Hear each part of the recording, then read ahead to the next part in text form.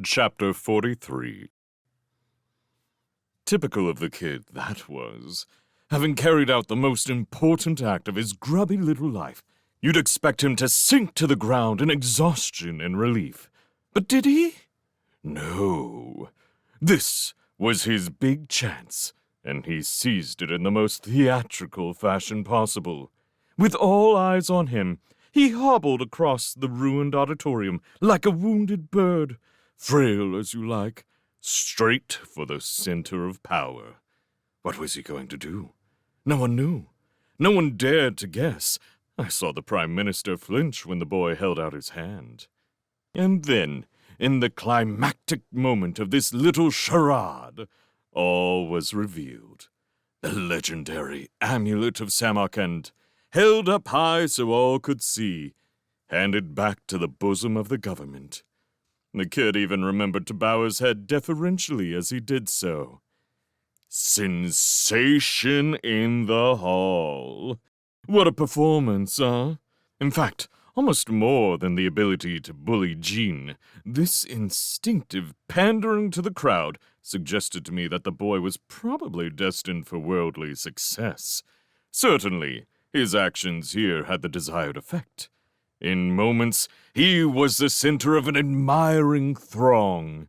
Unnoticed in all this fuss, I abandoned Ptolemy's form and took on the semblance of a minor imp, which presently, when the scrum drew back, hovered over to the boy's side in a humble sort of way.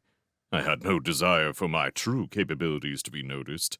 Someone might have drawn a connection with the swashbuckling genie who had lately escaped from the government prison. Nathaniel's shoulder was the ideal vantage point for me to observe the aftermath of the attempted coup, since, for a few hours at least, the boy was the center of attention. Wherever the Prime Minister and his senior colleagues went, my master went too, answering urgent questions and stuffing his face with the reviving sweetmeats that underlings brought him. When a systematic head count was made, the list of missing was found to include 4 ministers, all fortunately from fairly junior positions, and a single undersecretary. In addition, several magicians had suffered major facial and bodily distortions, or been otherwise inconvenienced. The general relief quickly turned to anger.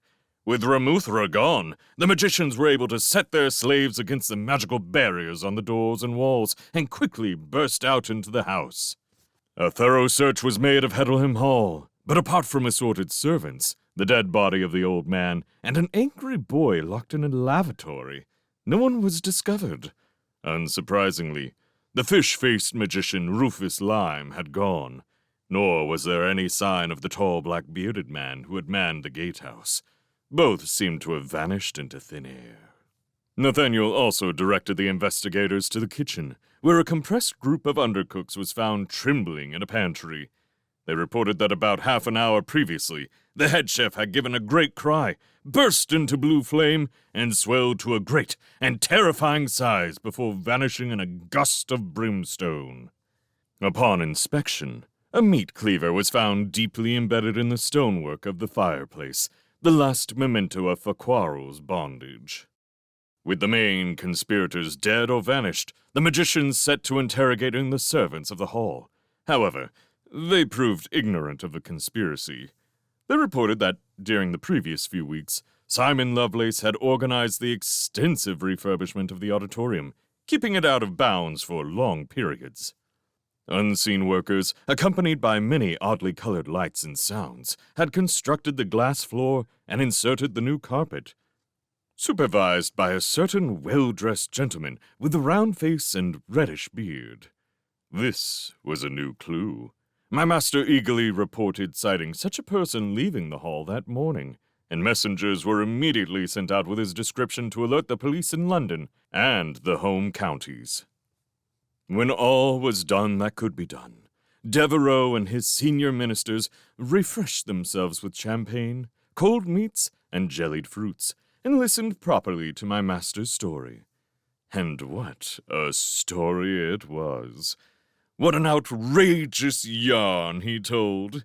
Even I, with my long experience of human duplicity, was flabbergasted by the whoppers that boy came up with. To be frank, he did have a lot of things to hide. His own theft of the amulet, for example, and my little encounter with Sholto Pin. But a lot of his fibs were quite unnecessary. I had to sit quietly on his shoulder and hear myself referred to as a minor imp 5 times, a sort of foliate twice, and even once as a homunculus. I ask you, how insulting is that? But that wasn't the half of it. He recounted, with big, mournful eyes, how his dear master, Arthur Underwood, had long been suspicious of Simon Lovelace, but had never had proof of any wrongdoing, until, that was, the fateful day when Underwood had by chance perceived the Amulet of Samarkand in Lovelace's possession. Before he could tell the authorities, Lovelace and his Jean had arrived at the house intent on murder. Underwood, together with John Mandrake, his faithful apprentice, had put up strong resistance, while even Mrs. Underwood had pitched in, heroically trying to tackle Lovelace herself. All in vain. Mr. and Mrs. Underwood had been killed, and Nathaniel had fled for his life, with only a minor imp to help him. There were actually tears in his eyes when he recounted all this. It was almost as if he believed the rubbish he was spouting. That was the bulk of his lie. Having no way of proving Lovelace's guilt, Nathaniel had then travelled to Heddleham Hall in the hope of somehow preventing his terrible crime. Now, he was only happy he had managed to save the lives of his country's noble rulers, etc., etc. Honestly, it was enough to make an imp weep. But they bought it. Didn't doubt a single word. They had another hurried snack, a swig of champagne, and then my master was whisked away in a ministerial limousine, back to London, and further debriefing. I went along too, of course. I wasn't letting him out of my sight for anything. He had a promise to keep.